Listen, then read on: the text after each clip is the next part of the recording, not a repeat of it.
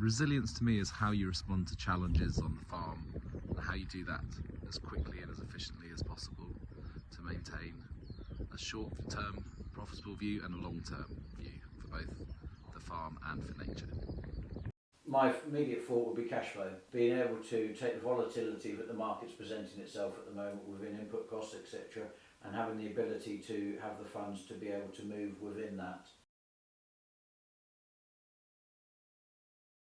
Mainly reviews to cropping, looking at what areas of the farm are profitable.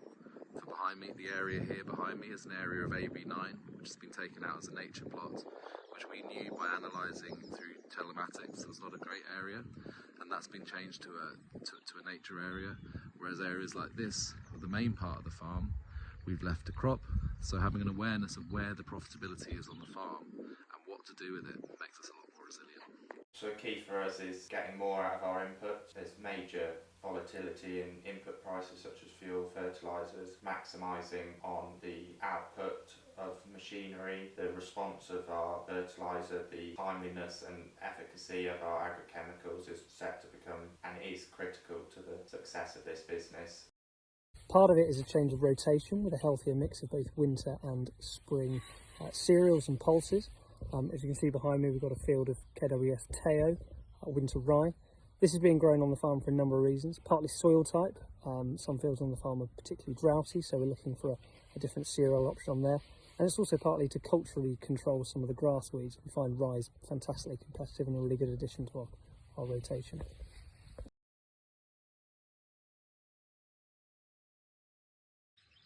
Over the next 10 years, our focus will be twofold.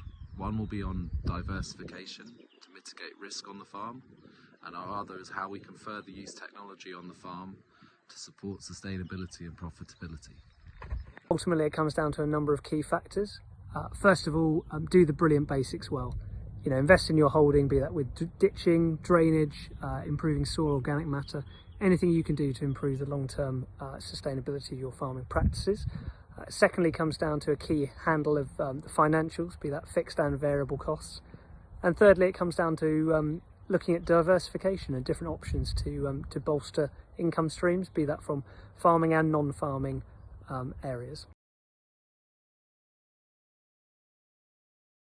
If it's wheat-based, for example, what we're looking for the end market, first of all, the storage ability, the yield, and suppressing blackgrass is important and not falling over.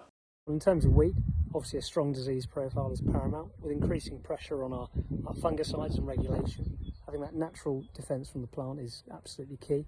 Also is the versatility of the variety. Is it an early driller, is it a late driller? Something that can fill all slots is fantastic. Obviously end markets is a huge consideration these days. Ultimately a versatile variety goes a long way in our books.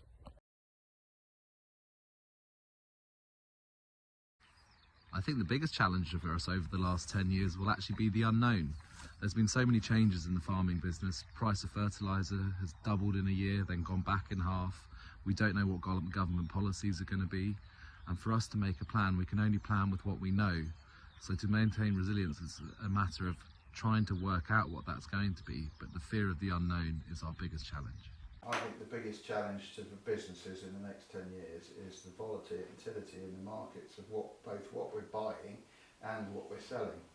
And if you're not very careful, you could buy everything at the top of the market and sell everything at the bottom. I think you need to mitigate against that very risk.